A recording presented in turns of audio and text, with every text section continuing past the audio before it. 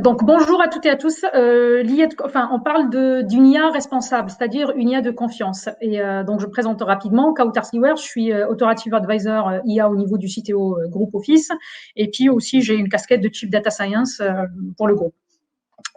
D'abord, il y a trois points en fait, trois éléments qui se posent aujourd'hui sur l'intelligence artificielle.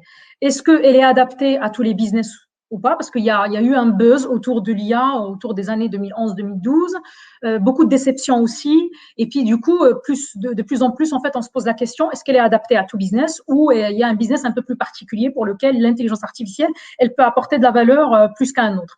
Et puis aussi, il y a la question qui revient maintenant de plus en plus, surtout depuis la sortie de la RGPD, mais aussi depuis qu'on a vulgarisé un peu l'IA, des questions se posent sur l'éthique qu'il y a autour de l'IA. Et est-ce que finalement, si on veut vraiment une intelligence artificielle qui est très précise et qui apporte de la valeur, est-ce que finalement cette intelligence artificielle, elle n'est pas contradictoire?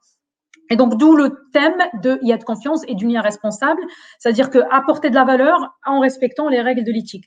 Et puis après, est-ce que finalement, vraiment, c'est une réalité ou un mythe, dans le sens où est-ce que la mise en place de l'intelligence artificielle, elle apporte vraiment de la valeur en termes de chiffre d'affaires, c'est-à-dire que en fait, il y a une croissance finalement économique qui est apportée grâce à l'intelligence artificielle, une croissance plutôt aussi humaine, c'est-à-dire est-ce qu'elle apporte plus de valeur et plus finalement de confort à l'être humain en général. Et c'est en fait ces questions-là que je vais essayer d'aborder rapidement dans les 15 minutes pour laisser le temps aux questions à tout le monde. Donc, du coup, première question, d'abord, essayons de se mettre d'accord sur ce que l'intelligence artificielle, parce que chacun, finalement, il met la définition qu'il veut, et je souhaitais un peu mettre un cadre un peu plus global. Et donc, pour nous, en fait, au sein d'Atos, quand on parle d'intelligence artificielle, on parle un volume énorme, finalement, de données, donc on est vraiment dans le yottabyte et plus, et donc, du coup, on utilise des modèles mathématiques pour pouvoir extraire de la valeur et de l'information de ces données-là avec des algorithmes et des modèles et la restituer d'une manière un peu plus facile et fluide à l'utilisateur métier que lui, il n'a aucune façon, ni un background, ni une connaissance mathématique. Et donc, c'est ça ce qu'on appelle l'IA.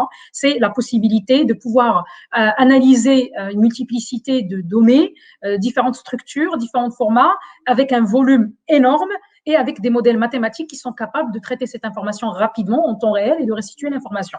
Une fois qu'on a dit ça, la première question, est-ce qu'elle va apporter la valeur à mon business? En fait, quand on regarde maintenant le changement qu'on a dans toutes les entreprises, où c'est la donnée qui commence à driver le business, quand on dit que finalement d'ici 2030, on parle de yottabytes en termes de données.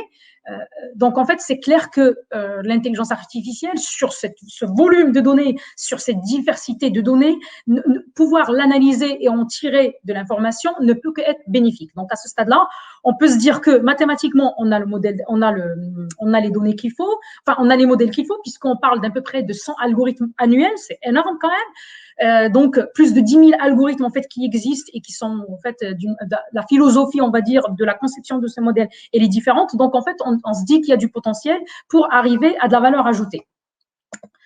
Donc, première vue, oui, elle apportera normalement à tous les business. Mais il y a bien sûr des conditions parce qu'on parle de volume, on parle de diversité de données. Donc, c'est lié aussi à la donnée. S'il n'y a pas de données, il n'y a pas d'IA et donc il n'y a pas de valeur ajoutée. La question qui est la plus intéressante et sur laquelle je vais tarder un peu plus, c'est celle de l'éthique et de l'IA. Est-ce qu'il y a une contradiction entre les deux? D'abord, il y en a beaucoup qui pensent rappelez-vous, le film le Skynet, si vous l'avez déjà regardé. On se dit, finalement, c'est le robot qui prend le contrôle. Et donc, il y a beaucoup plus, en fait, de personnes, en fait, qui ont un peu plus de peur de l'intelligence artificielle parce qu'on se dit, finalement, elle va prendre le contrôle et rien que hier ou ce matin, je sais plus, en fait, j'ai regardé que maintenant dans les usines en fait de chimie, il y a maintenant des robots qui contrôlent la production des vaccins Covid, donc temps réel, qui remontent des anomalies et qu'on peut interagir en temps réel. Donc en fait, quand on voit tout ça et qu'il y a des solutions qui se mettent en place tous les jours, à chaque moment, donc il y a de la nouveauté qui est apportée par l'IA, c'est vrai qu'on peut avoir peur. Mais en fait, ce qu'on dit, c'est qu'on se calme parce que vous le savez, en tant qu'étudiant, quand vous faites vos modèles mathématiques, c'est vous qui les créez. Donc, c'est l'être humain qui est derrière. Et c'est selon, finalement, comment dirais-je, c'est la liberté qu'on va donner à l'IA qui fera si elle va prendre finalement le contrôle ou pas. Donc, en fait, c'est l'être humain au final qui décide. Et donc, jusque-là, il n'y a pas on va dire, donc il n'y a pas de crainte ou de peur à avoir des modèles d'intelligence artificielle, parce que de toute façon, ils n'auront les informations comment ils étaient alimentés. Donc en fait, s'il y a des données qu'on ne voudrait pas les alimenter avec, ben, on les vire du jeu de données de départ dans la phase d'apprentissage, et comme ça, on va se dire, ben, on est un peu dans le contrôle. Sachant que quand on parle des modèles non supervisés, donc ceux où nous-mêmes, on ne sait pas qu'est-ce qu'ils vont découvrir. Là encore, il y a aussi du contrôle qu'on peut faire sur la restitution aussi de l'information. Mais au-delà de ça, j'aime bien à chaque fois, en fait, l'éthique, c'est aussi lié à la donnée personnelle. Donc, il y en a qui se disent, ben, en fait, si on n'a pas l'accès à la data, finalement, on va pas, les modèles, ils pourront pas être plus précis. Il y aura peut-être beaucoup de faux positifs ou de faux négatifs dans la matrice de confusion dans l'évaluation d'un modèle d'IA. Mais là encore, ben en fait, pas du tout, parce que de toute façon, si on anonymise la donnée, cette data-là, elle a un identifiant, et donc l'intelligence artificielle, quand elle veut prendre une décision ou en fait faire une classification, elle n'a pas besoin d'avoir l'information en vrai, en fait. Il suffit juste de marquer, de labelliser finalement les données comme on les veut, et donc du coup de les anonymiser, et la personne qui est concernée par cette data-là, qui doit garder le contrôle et qui a vraiment accès à l'information. C'est là où on parle entre une clé, par exemple, quand on partage les informations, entre une clé privée et une clé publique. Et donc là encore, l'intelligence artificielle, elle peut apporter de la valeur et elle peut être précise malgré même s'il y a des règles qui sont de plus en plus dures, d'ailleurs heureusement, qui sont liées à la protection de la donnée, à la protection de la personne, des données personnelles, à la protection finalement, la protection de l'être humain lui-même. Et donc, là encore, ma réponse, c'est qu'il n'y a aucune contradiction.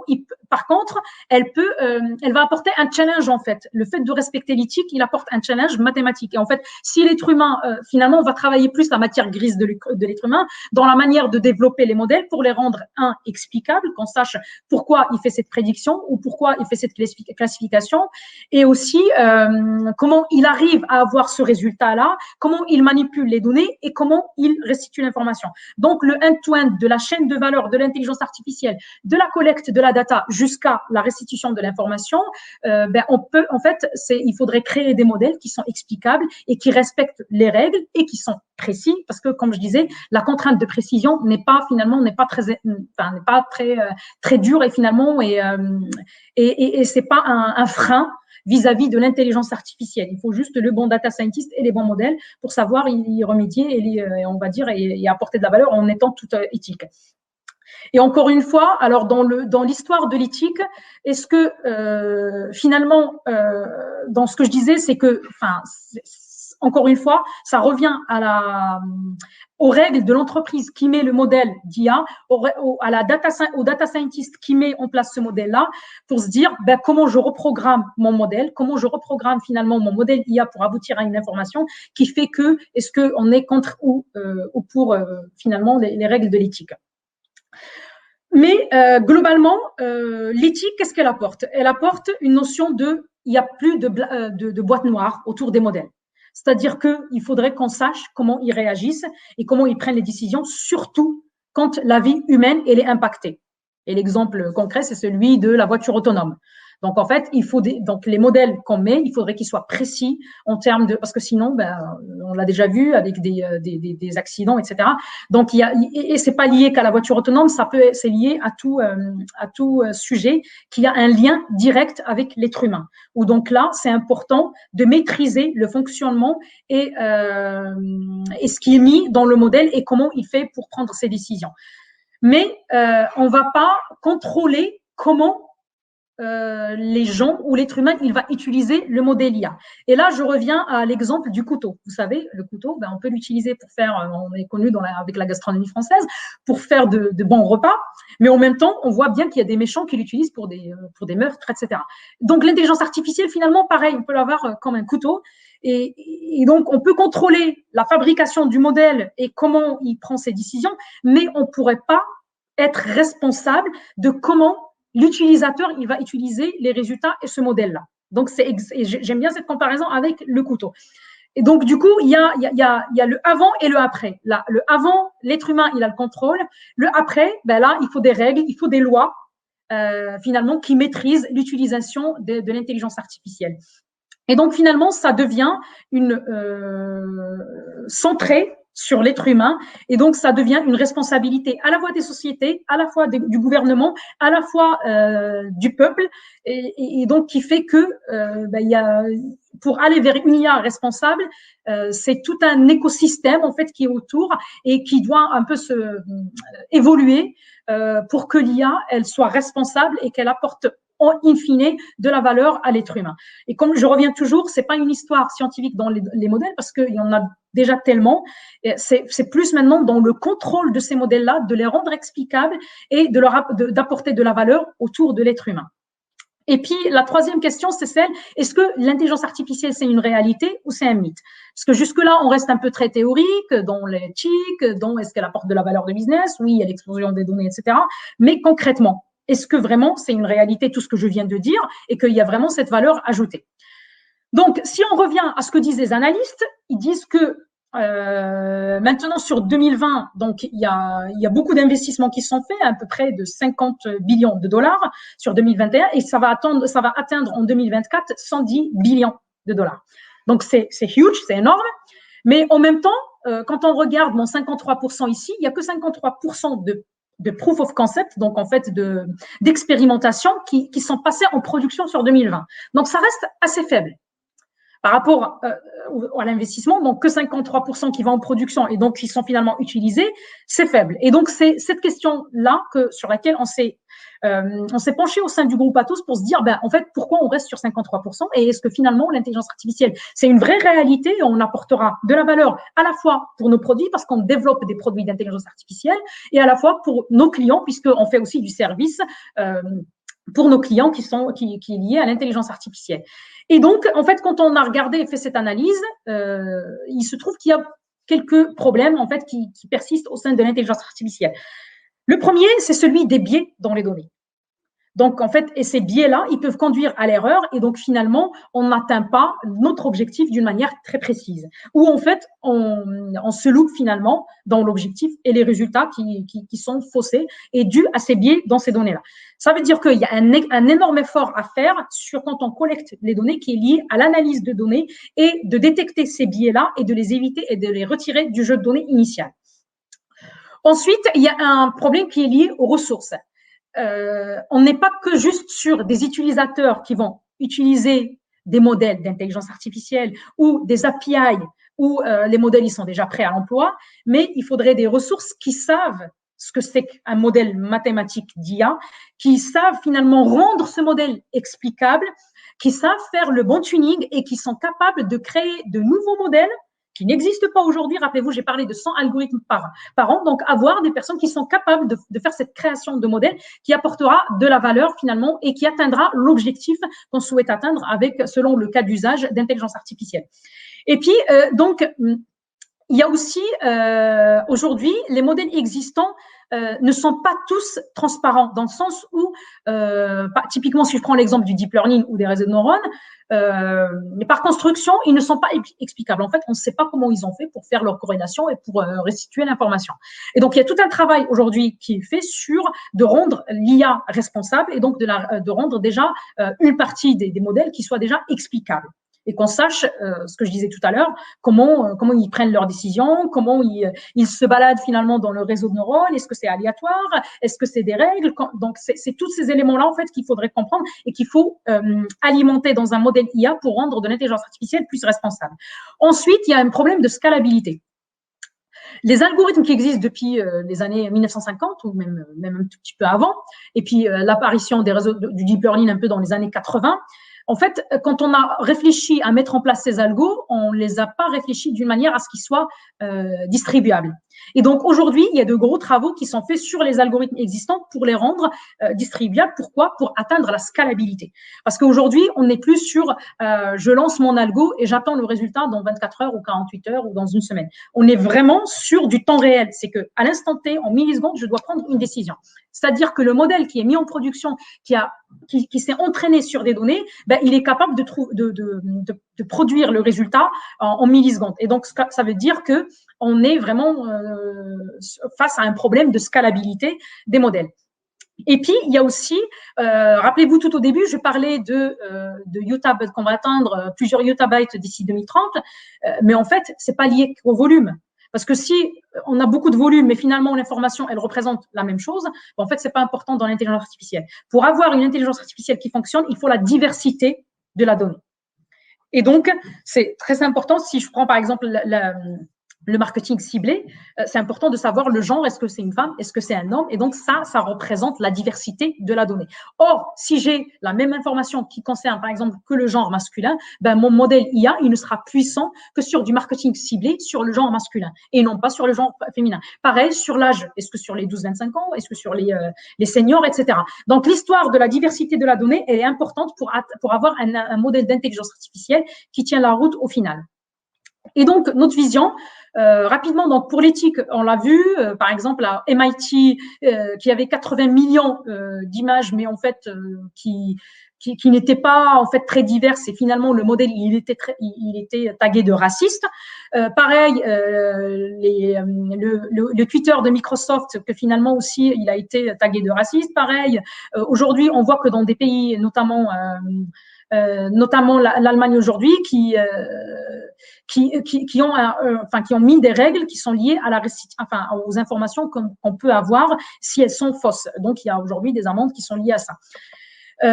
Pareil, donc la robustesse. La robustesse des modèles. Rappelez-vous, j'ai parlé tout à l'heure de voitures autonomes. Les accidents, on a eu l'accident par exemple de Tesla. Pareil, récemment, au mois de novembre, je crois, il y avait un match qui était supervisé full par un module d'intelligence artificielle. Il se trouve que caméra qui est menée par le modèle d'intelligence artificielle, au lieu de suivre l'arbitre, le ballon tout au long du match, elle a suivi plutôt l'arbitre parce qu'il était chauve. Donc c'est là où on voit que le modèle il n'était pas assez robuste. Et donc il y a vraiment des problèmes de robustesse. Rappelez-vous, j'ai parlé des biais dans les données. Donc c'est important en fait de traiter. Donc on sait que si l'intelligence artificielle elle ne dépasse pas les fameux 53% pour aller en production, parce que c'est lié à l'histoire, ce que je disais juste avant, à la robustesse des modèles, donc les biais, mais aussi c'est lié à l'histoire de l'éthique. Et donc, dans les données, il y a cette diversité à traiter pour ne pas avoir des biais qui vont mener à des résultats qui ne sont pas responsables. Ensuite, l'IA, elle nécessite de plus en plus d'industrialisation. Donc, il y a des phases où c'est un peu compliqué, celle de l'acquisition de la donnée. Donc, on a du mal à avoir la donnée, soit parce qu'il y a des contraintes qui sont liées à la sécurité, à la confidentialité, ou tout simplement parce qu'il n'y a pas assez de données, en fait, en termes d'historique. Donc, il y a un volume, par exemple, sur 24 heures, mais en fait, il n'y a pas assez de volume sur les 6 derniers mois ou sur les dernières années, selon l'objectif. Si on souhaite avoir une intelligence artificielle qui tient la route, finalement, il faut une certaine fréquence dans les données, et qui dit fréquence dit un historique important. Et puis, il y a la labellisation des données, c'est-à-dire savoir quelle donnée, à quoi elle correspond.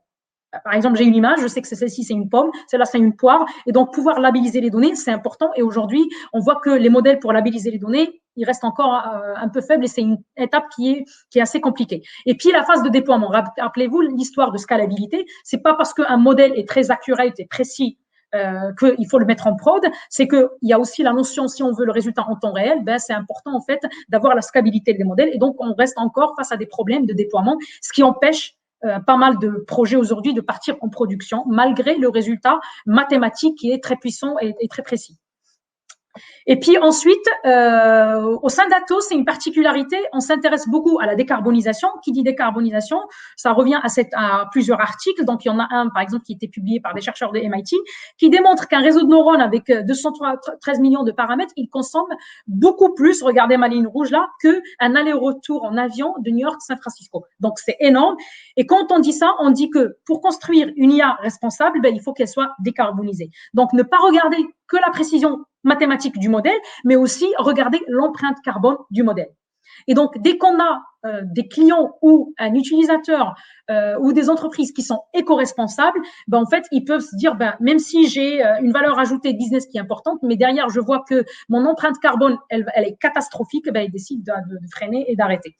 Et donc, c'est important que quand on construit le modèle, ne pas regarder que la partie mathématique, mais aussi le calcul mathématique de l'empreinte carbone, qui est aussi un champ de recherche très actif aujourd'hui. C'est pas évident parce que c'est pas sur tous les modèles qu'on est capable de faire ce calcul temps réel d'empreinte carbone. Et donc, notre philosophie au sein de Groupe Atos, c'est avoir une IA responsable. Qu'est-ce que ça veut dire une IA responsable? C'est d'abord, elle est éthique, elle est robuste et safe.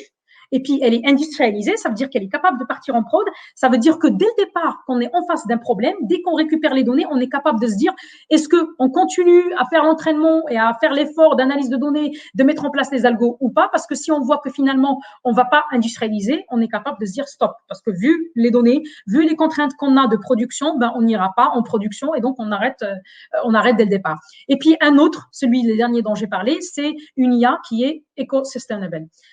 Je vais laisser le temps aux questions. Il y a beaucoup d'éléments à dire, mais j'essayais un peu de dire, là où il y a les contraintes aujourd'hui de l'IA, quels sont les éléments majeurs en fait qui sont un champ de recherche dans notre R&D, mais aussi dans une R&D mondiale. Et qu'est-ce que c'est qu'une IA responsable? On n'est plus juste sur la mise en place de l'intelligence artificielle. On l'a découvert il y a des années. Aujourd'hui, chacun de nous, j'en suis sûr que il utilise l'IA au quotidien. Soit dans la cuisine, soit dans la voiture, soit dans le téléphone. Donc, un peu partout, on a de l'intelligence artificielle, mais on parle vraiment aujourd'hui d'une intelligence artificielle responsable, c'est-à-dire que éviter les biais dans les données, elle est précise, elle est robuste, elle est safe, elle est capable d'être industrialisée et surtout, elle est éco-sustainable, donc en fait, elle est décarbonisée.